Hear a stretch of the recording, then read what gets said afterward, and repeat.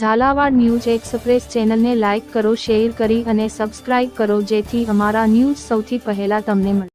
સુરેન્દ્રનગરના પાટડીના અહેમદગઢ પાસેથી ટ્રકમાંથી ₹6,09,000નો ઇંગ્લિશ દારૂનો જથ્થો એલસીબી પોલીસે ઝડપી પાડ્યો।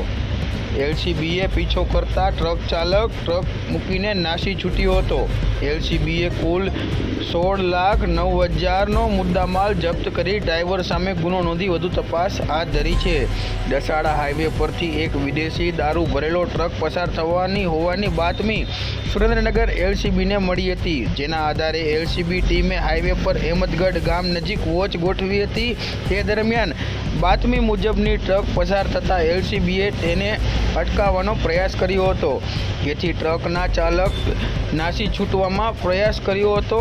એલસીબીએ ટ્રકનો પીછો કરી અહેમદગઢ નજીક ટ્રકને આંતરી લેતા ટ્રક રસ્તાની સાઈડમાં ગટરમાં ઉતરી ડ્રાઈવર નાસી છૂટ્યો હતો। એલસીબીએ ટ્રકની તલાશી લેતા ટ્રકમાં તાલપત્રી નીચે છુપાવેલ અલગ અલગ બ્રાન્ડની ઇંગ્લિશ દારૂની 1524 બોટલ કિંમત ₹6,09,600 મળી આવી હતી।